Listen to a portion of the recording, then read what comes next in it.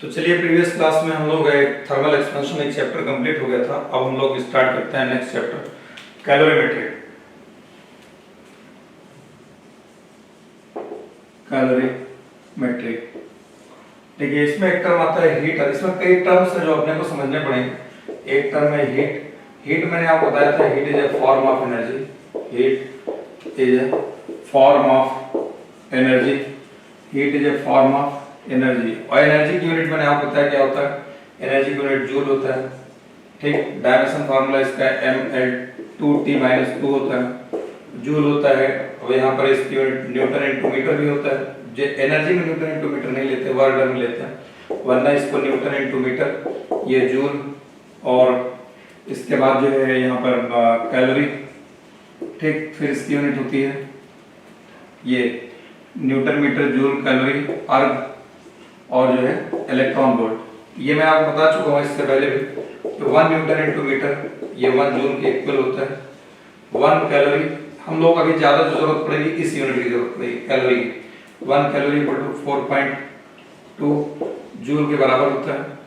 1 joule equal to 10⁻⁷ अर्ग के equal होता है। 1 इलेक्ट्रॉन वोल्ट 1.6 इंटू 10⁻⁹ जूल के, ये इतना इक्वल आ जाता है।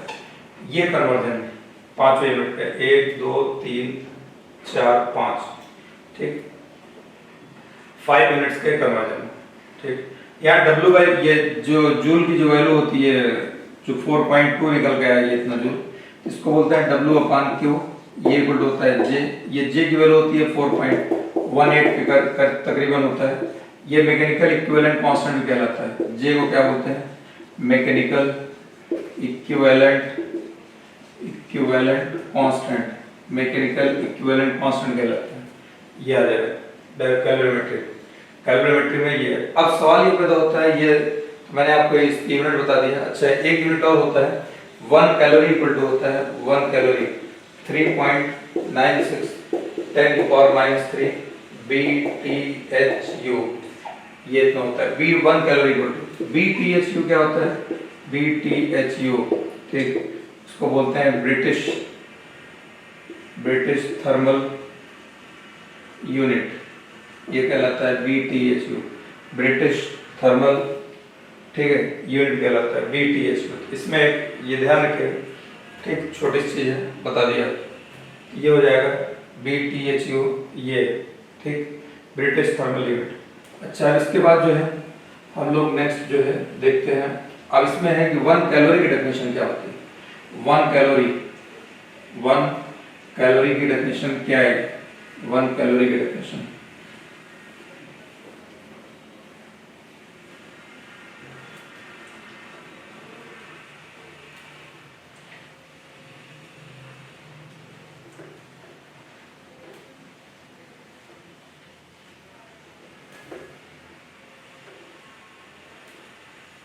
देखिए अब 1 कैलोरी को कैसे डिफाइन किया गया है।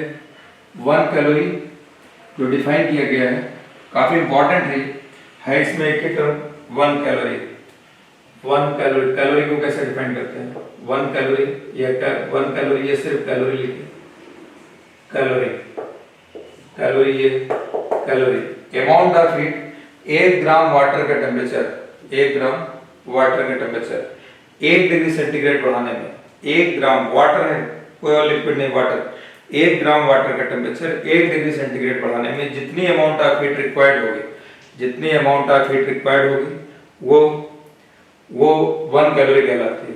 1 ग्राम वाटर का टेम्परेचर, 1 ग्राम वाटर का टेम्परेचर 1 डिग्री सेंटीग्रेड बढ़ाते हैं। कहां से कहां तक बढ़ाएंगे? 14.5 से 15.5 बढ़ाने में। पहले हमने क्या बताया? 1 gram water 1 degree centigrade temperature बढ़ाने में जितना हीट की जरूरत पड़ेगी वही हीट 1 कैलोरी हो जाती है। ठीक, लेकिन 1 ग्राम वाटर हर टेम्परेचर पर अलग अलग हीट देनी पड़ती है। जैसे मान लो 10 से 11 जाएगी तो कुछ और हीट देनी पड़ेगी, 51 से 52 जाएगी कुछ और हीट देनी पड़ेगी। ठीक, इसी तरीके से 90 से 91, है डिफरेंस एक ही, लेकिन हर एक इस पे डिफरेंस पे डिफरेंट अमाउंट ऑफ हीट देनी पड़ती है। तो इन्होंने टेम्परेचर डिसाइड कर दिया। कैसे डिसाइड किया आपको आगे बताता हूँ। इन्होंने डिसाइड ये कर दिया कि अब इन्होंने बताया कि 1 ग्राम वाटर का टेम्परेचर 1 डिग्री सेंटीग्रेड बढ़ाते हैं 14.5 से 15.5 डिग्री सेंटीग्रेड तक बढ़ाने में जितनी अमाउंट ऑफ हीट रिक्वायर्ड होगी वो 1 कैलोरी के बराबर होता है। ठीक, ये 1 कैलोरी हो जाएगा। तो 1 कैलोरी यहाँ पर हो जाएगा amount of heat,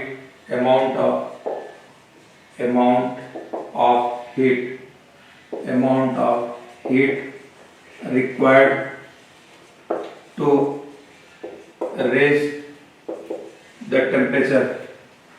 raise the temperature of 1 gram of water, amount of heat required to raise the temperature of 1 gram of water, ठीक है, by 1 Celsius degree from 14.5 degree centigrade to 15.5 degree centigrade. यहाँ से ये इसको underline कर लो, ये पूछा जा सकता है।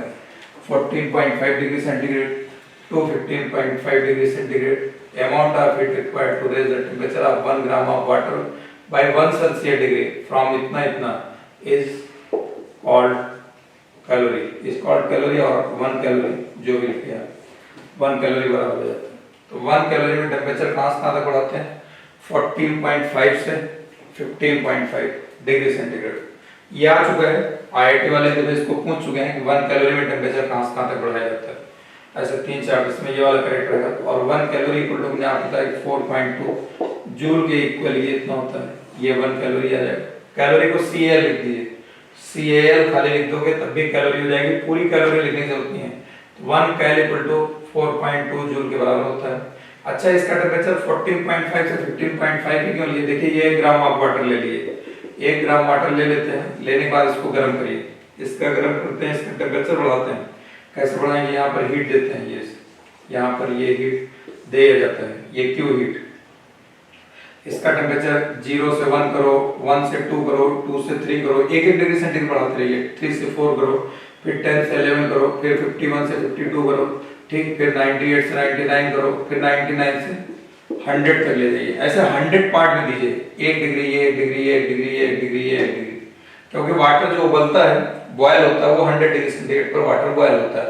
100 डिग्री सेंटीग्रेड पर वाटर बॉयल हो जाता है। तो इसको 100 डिग्री सेंटीग्रेड तक धीरे धीरे करके बढ़ाते हैं, 1-1 डिग्री सेंटीग्रेड। कुछ हीट देनी पड़ेगी, ये जितनी हीट देनी पड़ेगी इसको, अगर ये टोटल हीट क्यू और कितना डिग्री सेंट कितने पार्ट में बढ़ाया? 100 पार्ट में इसका टेम्परेचर बढ़ाया, 100 पार्ट बढ़ाया, 100 से डिवाइड कर दो तो एक 100 है, 1-1 डिग्री सेंटीग्रेड, तो ये 1 का एवरेज निकल जाएगा। 100 से डिवाइड कर देंगे, ये जो x कैलोरी हीट आएगी, ये हीट टोटल हीट दिया गया, 100 पार्ट में बढ़ाया गया, 100 से डिवाइड कर दिया, 100 से डिवाइड कर दिया।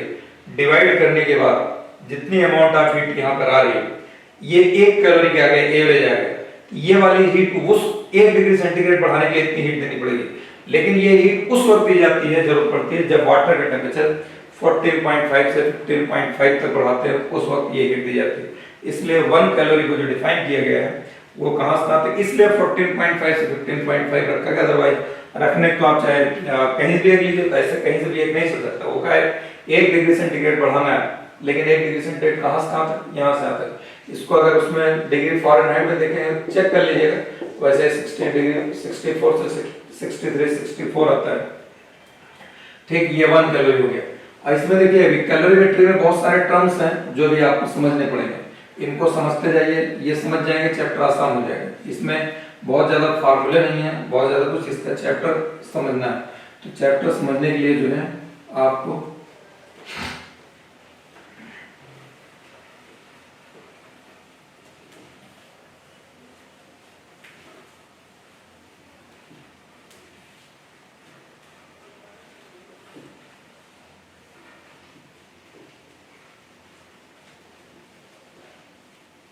देखिए, अब इसमें एक टर्म आएगा स्पेसिफिक हीट, एक टर्म आएगा, बहुत इंपॉर्टेंट टर्म है, आगे पूरे हीट में जरूरत पड़ती रहती है। ठीक है, जितने टर्म है सब आगे जरूरत पड़ती रहेगी अपने को। तो एक टर्म है specific heat, specific heat,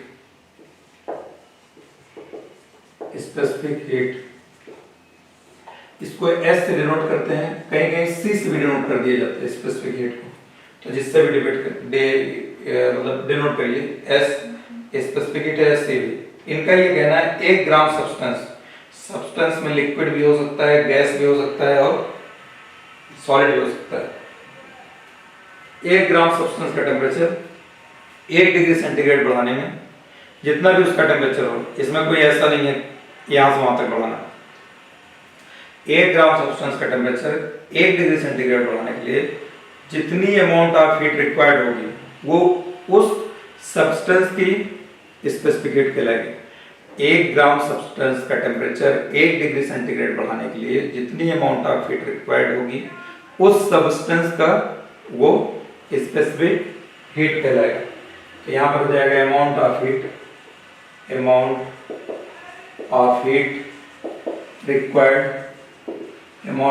required to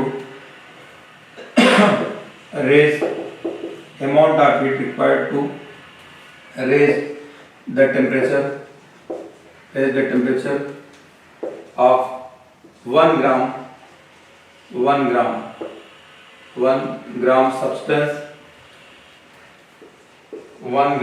substance by 1 Celsius degree by one amount of heat required to raise the temperature of 1 gram of substance by 1 Celsius degree is called specific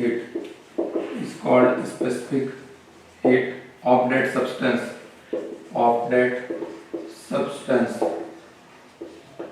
ठीक। यहाँ पर देखिए इसका एक formula होता है, बहुत important formula है, इसको ध्यान में रखिएगा और आपको पता भी होगा ms डेल्टा थीटा। कहीं डेल्टा थीटा लिखा रहता है, कहीं डेल्टा टी लिखा रहता है। टेम्परेचर में डिफरेंस है, कहीं डेल्टा थीटा लिख देते हैं, कहीं डेल्टा टी लिख देते हैं। ये कह रहा है m की वैल्यू कितना लीजिए 1 ग्राम, ठीक 1 ग्राम। डेल्टा थीटा डिफरेंस कितना आएगा 1 सेल्सियस डिग्री। तो अब Q इक्वल हो जाएगा 1 इंटू S इंटू 1। तो ये S की वैल्यू किसके बराबर हो जाएगा Q के बराबर हो जाएगा। ये स्पेसिफिक हीट जो है ये S बचा, ये specific heat 1 gram substance 1 degree centigrade temperature बढ़ाने में जितनी जरूरत पड़ रही है स्पेसिफिक हीट के बराबर हो जाएगी, ठीक। ये Q equal to ms delta theta. यहाँ अगर S निकालेंगे Q upon m into delta theta आ जाएगा। इसके SI यूनिट लिखेंगे, ये आ जाएगा जूल, नीचे आ जाएगा ये केजी और ये आ जाएगा केल्विन, ठीक। जूल पर केजी पर केल्विन ये SI यूनिट और ये S इक्वल टू हो जाएगा यहाँ पर, अगर इसको जूल को कैलोरी में डिनोट करें, कैलोरी में divided by gram into Celsius ये हो जाएगा सेल्सियस डिग्री।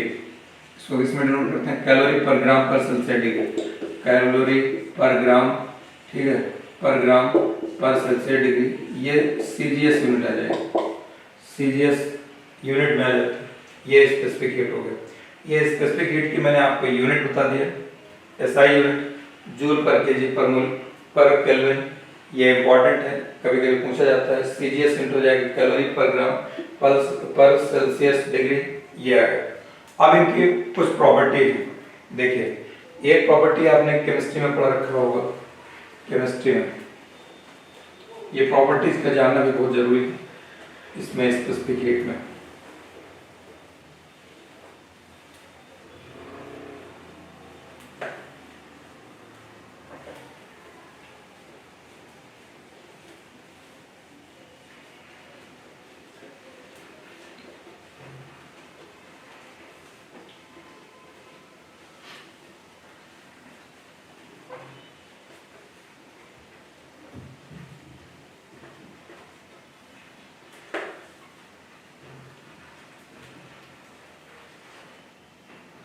देखिए अब इसकी एक प्रॉपर्टी है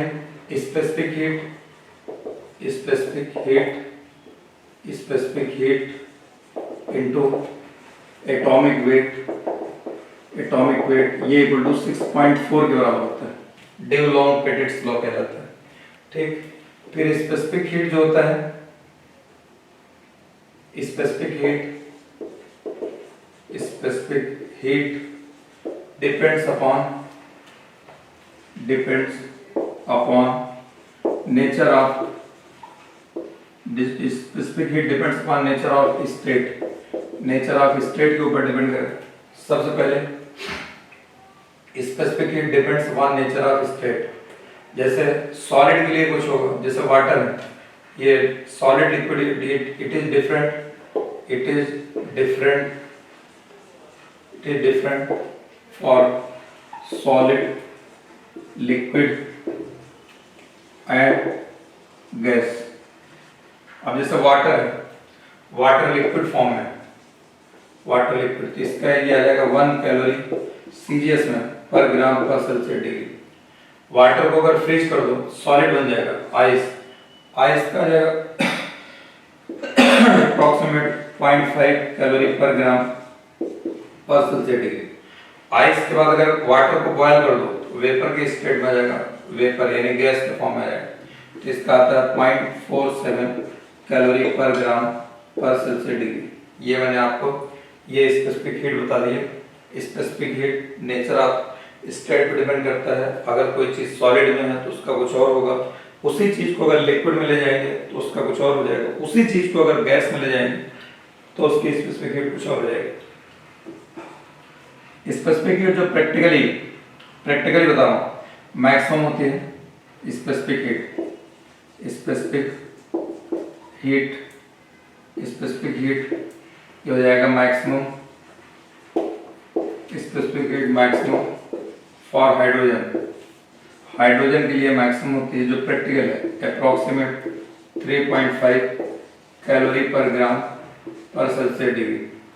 स्पेसिफिक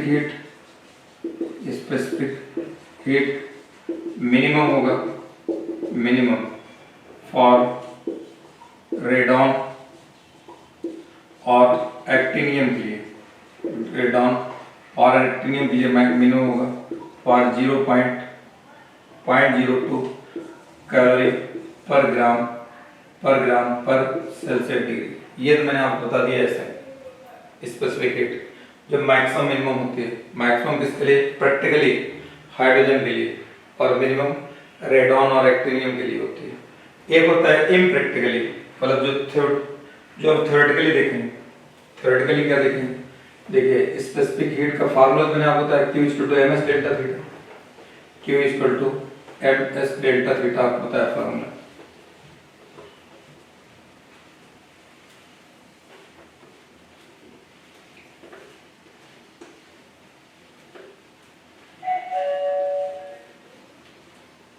देखिए अब यहाँ पर इसका फार्मूला जो हो जाएगा Q = ms delta theta.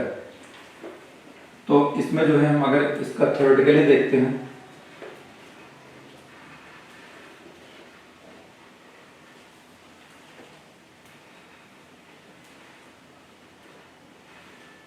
Theoretically अगर देखेंगे यहाँ पर, तो यहाँ पर जो जाएगा Q = ms डेल्टा थीटा, यहाँ पर आ जाएगा। यहाँ पर देखिए अगर यहाँ पर एक प्रोसेस होता है ये एडियाबेटिक प्रोसेस, एडियाबेटिक प्रोसेस के लिए अगर देखें, एडियाबेटिक प्रोसेस क्या होता है? हीट एक्सचेंज जो होता है जीरो होता है, हीट एक्सचेंज जीरो होता है। No heat transfer from inside to outside और outside to inside.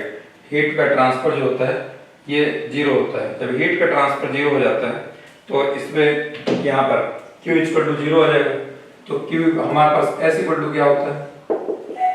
Q/m × delta theta ये हो जाएगा। S = हो जाएगा Q/m × डेल्टा थीटा। Q की वैल्यू 0 हो जाएगा, अपन हो जाएगा m × डेल्टा थीटा। ये डेल्टा थीटा जाएगा, किया जाएगा स्पेसिफिक हीट कितना आ जाएगी? 0 कैलोरी। ये 0 कैलोरी आएगा। एक स्पेसिफिक हीट होती है, एक स्पेसिफिक आइसोथर्मल प्रोसेस के लिए, आइसोथर्मल प्रोसेस के लिए, आइसोथर्मल प्रोसेस के लिए यहाँ पर टेम्परेचर कांस्टेंट हो जाता है। टेम्परेचर कांस्टेंट हो जाएगा यानी थीटा लिख देते हैं, टेम्परेचर डेल्टा थीटा कितना आ जाएगा? 0 आ जाएगा। S = कितना हो जाएगा? Q/m × delta theta, m × delta theta ये हो जाएगा Q/m × 0, ये गुड निकल के आ जाएगा इन्फिनिटी।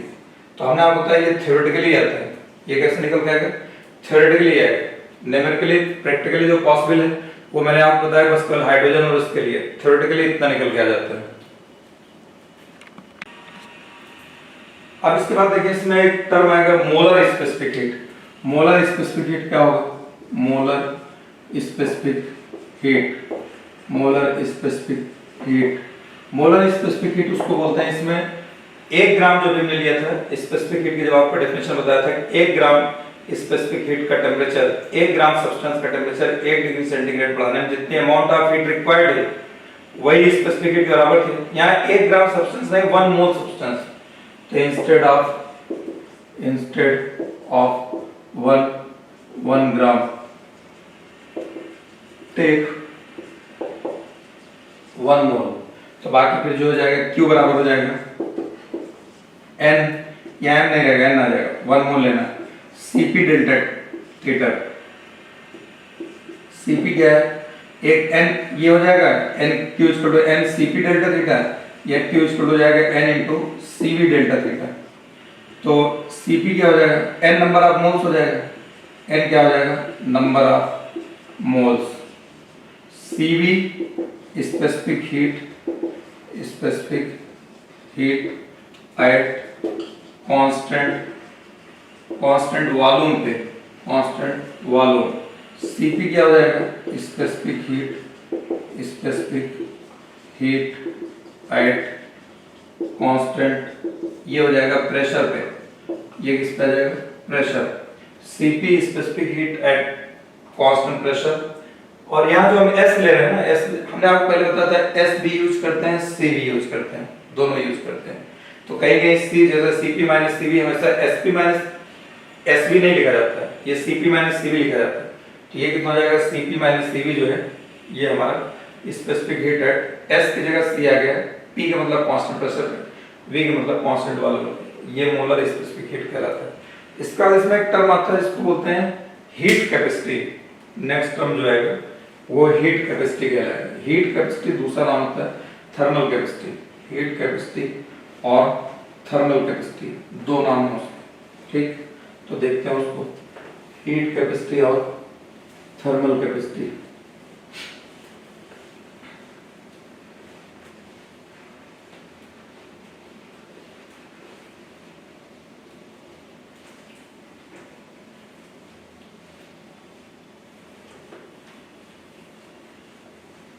हीट कैपेसिटी और थर्मल कैपेसिटी,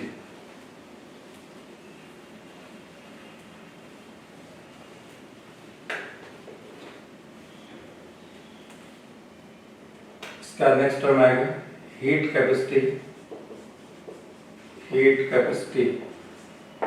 और थर्मल कैपेसिटी, हीट कैपेसिटी और थर्मल कैपेसिटी, ठीक। इसको ये S लिख देते हैं, कोई जरूरी नहीं कि आप S लिखे, लेकिन होता है M इंटू S, क्या होता है M इंटू S, ये। तो ये अभी हम 1 ग्राम सब्सटेंस ले रहे थे, 1 ग्राम सब्सटेंस का टेम्परेचर 1 डिग्री सेंटीग्रेड बढ़ा रहे थे। अब 1 ग्राम न लेकर के 1 ग्राम सब्सटेंस न लेकर के होल बॉडी का टेम्परेचर अगर 1 डिग्री सेंटीग्रेड बढ़ा है, होल बॉडी का टेम्परेचर अगर 1 डिग्री से, अभी हमने कितना लेते हैं 1 ग्राम सब्सटेंस लिया था, 1 डिग्री सेंटीग्रेड टेम्परेचर बढ़ा रहा था। अब हम क्या काम करेंगे, होल बॉडी का टेम्परेचर अगर 1 डिग्री सेंटीग्रेड बढ़ाने में जितनी अमाउंट ऑफ हीट रिक्वायर्ड होगी वो कहलाएगी heat capacity. Amount of heat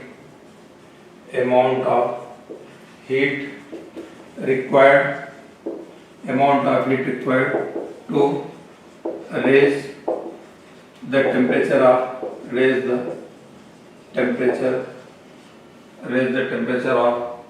whole body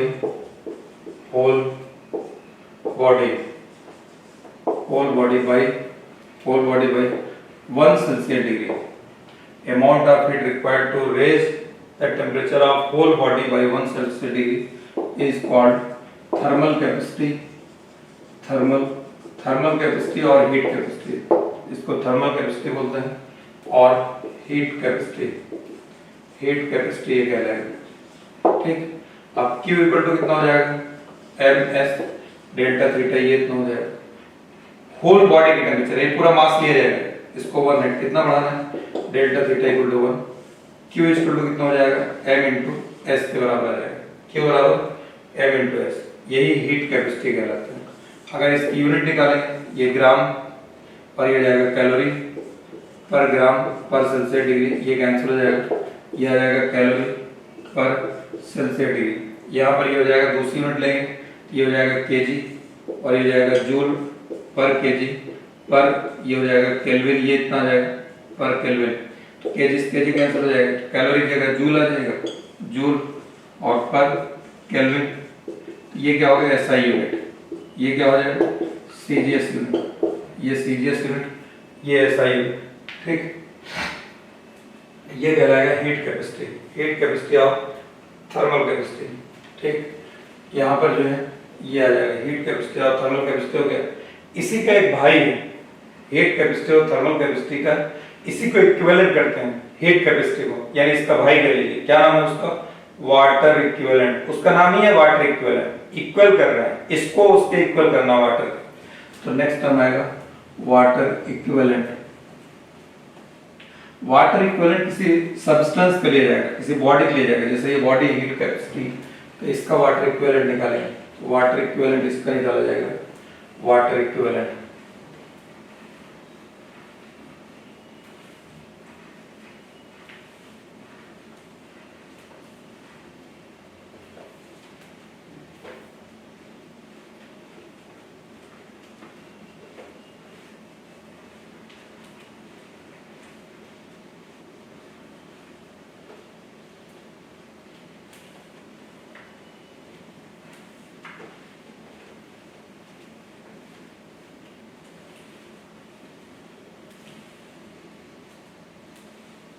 चलिए वाटर इक्विवेलेंट, वाटर इक्विवेलेंट क्या होता है, हमने आपको बताया हीट इक्विवेलेंट का ये अल्टरनेट है, water equivalent, water equivalent, water equivalent, इसको W से डिनोट करते हैं, यूनिट क्या आ जाएगी केजी, मास के बराबर होगा। नाम ही वाटर की इक्विवेलेंट करना है। When heat capacity, when heat capacity या thermal capacity, when heat capacity expressed in terms of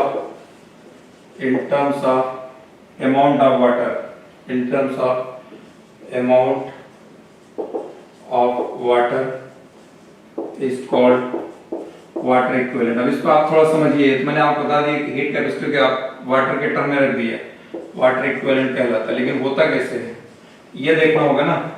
ये मान लीजिए कोई बॉडी है, ठीक, ये कोई बॉडी है, ठीक, ये नंबर एक बॉडी है, इसको हीट दिया जाए, इसको हीट कैपेसिटी फार्मूला क्या बताता है, होल बॉडी का टेम्परेचर 1 डिग्री सेंटीग्रेड बढ़ाएंगे, होल बॉडी का टेम्परेचर 1 डिग्री सेंटीग्रेड बढ़ाने में जितनी अमाउंट ऑफ हीट रिक्वायर्ड होगी, होल बॉडी के टेम्परेचर 1 डिग्री सेंटीग्रेड बढ़ाने में जितनी अमाउंट ऑफ हीट रिक्वायर्ड होगी, यही क्या कहलाएगा, इसका हीट कैपेसिटी कहलाएगा। अब मान लीजिए ये बॉडी, इसको हमें वाटर के इक्विवेलेंट करना है। इस बॉडी को हमने कितना कैलोरी दिया, 1000 कैलोरी दी।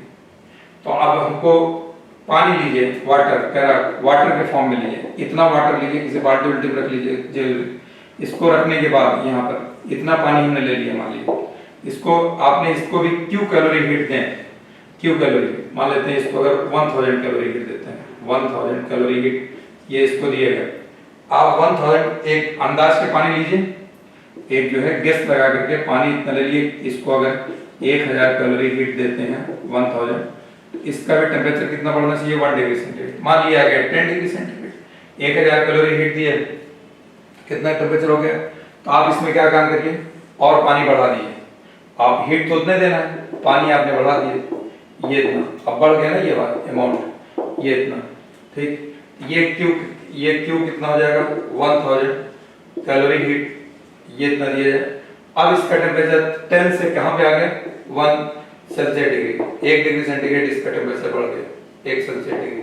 तो जो ये इतना अमाउंट होगा वाटर का, ये इतना अमाउंट वाटर इस सब्सटेंस का वाटर इक्विवेलेंट कहलाएगा। इस सब्सटेंस का वाटर इक्विवेलेंट यानी ये अमाउंट ऑफ वाटर, जितना पानी लिया, यानी जितनी हीट हमने इस सब्सटेंस को दिया और इसमें raise in temperature 1 degree centigrade हुआ, इतने ही हीट हम पानी को दें जिससे कि उस पानी का टेम्परेचर 1 ही डिग्री सेंटीग्रेड बढ़े, उतनी हीट, तो ये अमाउंट ऑफ वाटर, तो ये अमाउंट ऑफ वाटर इस सब्सटेंस का क्या कहलाएगा, वाटर इक्विवेलेंट कहलाएगा। इस सब्सटेंस का क्या कहलाएगा, वाटर इक्विवेलेंट। ये हो जाएगा वाटर इक्विवेलेंट हो जाएगा when same heat when same heat given to water, ठीक, to water as body, so that same change in temperature as body, then when same heat given to, then amount of water is water equivalent, then amount of water is called, then amount of water is equal to water equivalent of that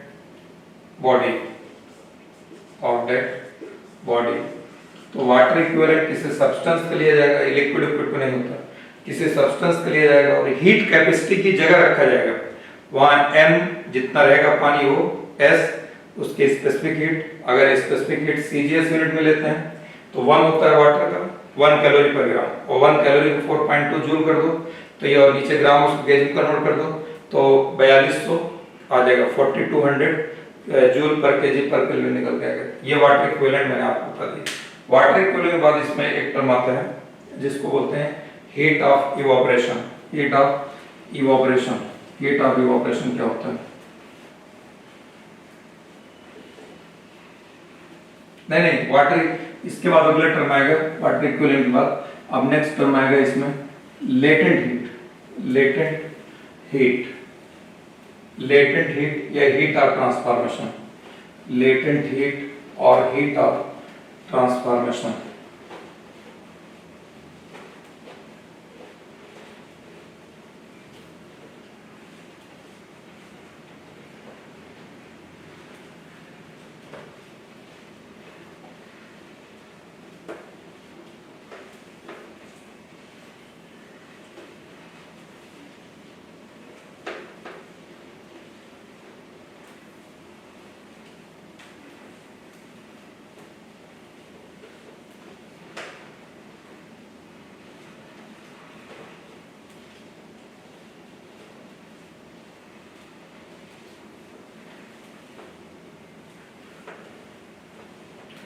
latent heat और heat of transformation, latent heat और heat of transformation,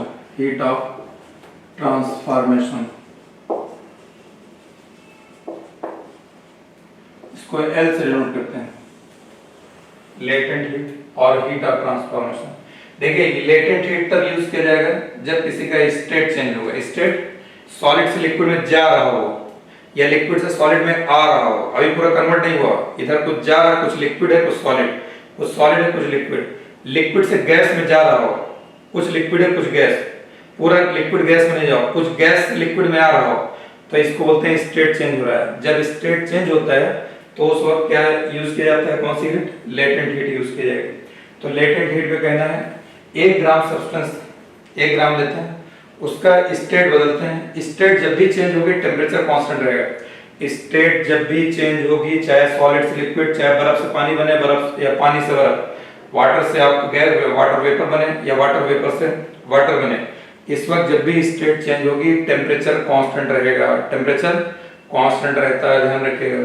तो 1 gram substance का constant temperature पे state बदलने में, state change करने में जितनी अमाउंट ऑफ हीट ली जाएगी या दी जाएगी, मतलब जो भी जरूरत होगी रिक्वायर्ड हीट, वो किस बराबर हो जाएगा? वही लेटेंट हीट के इक्वल हो जाता है। तो अमाउंट ऑफ हीट यहाँ हो जाएगा, amount of heat required to change the state of, change the state of 1 gram of substance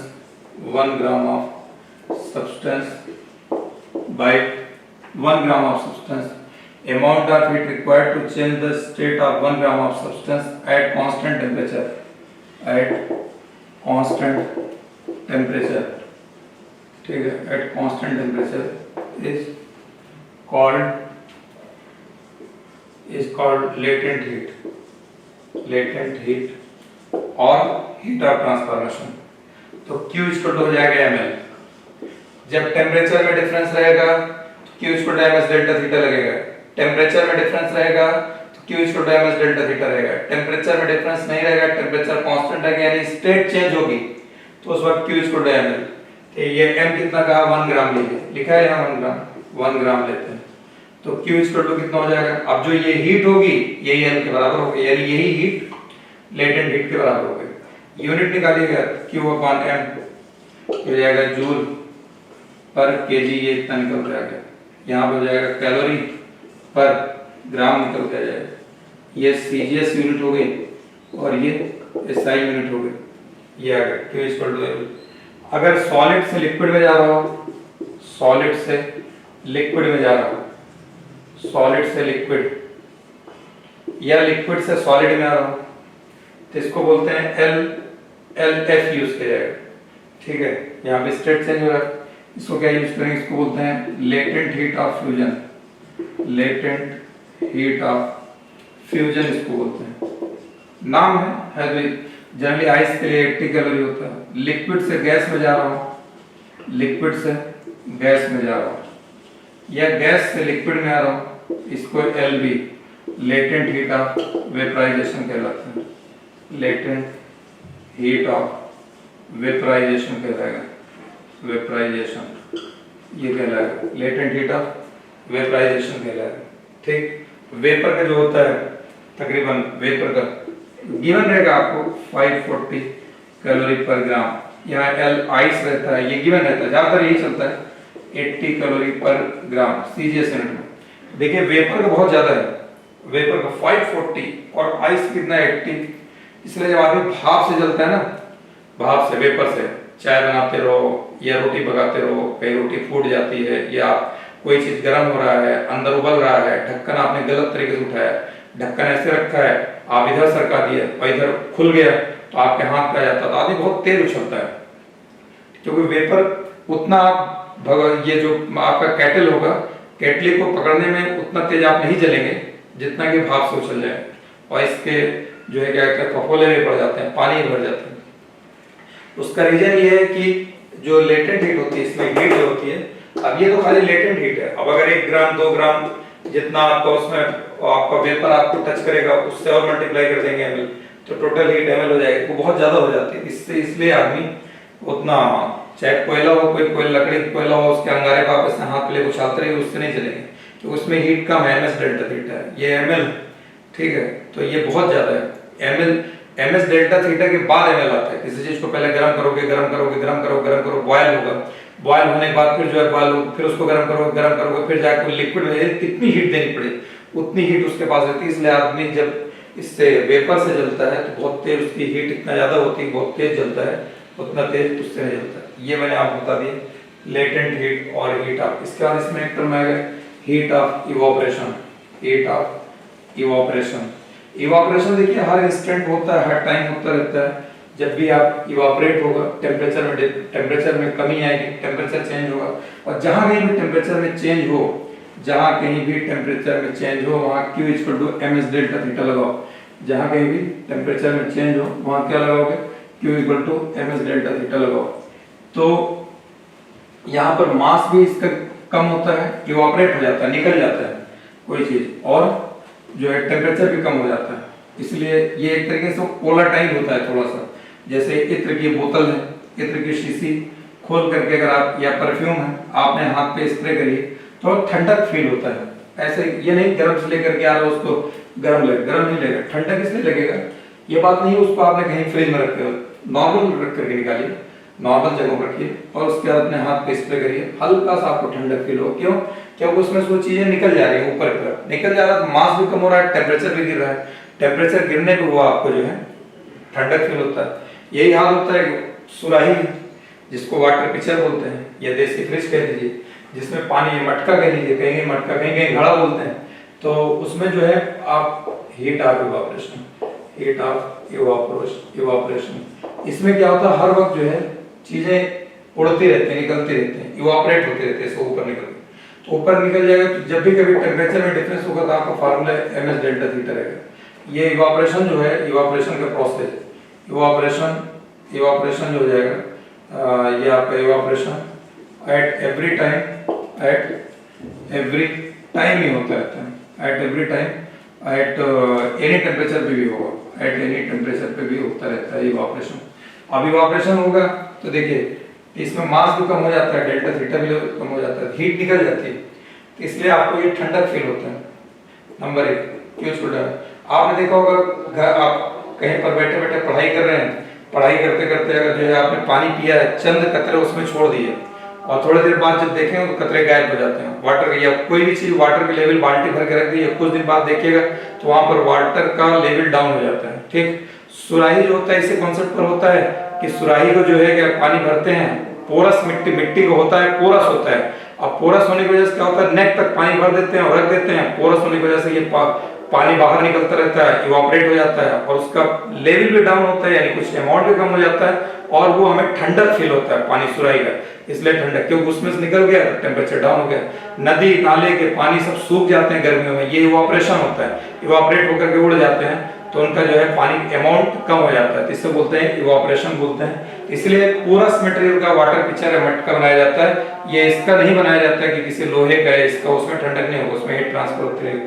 तो आज आपको इतना बता दिया, बाकी आपको नेक्स्ट क्लास में आगे बताएंगे।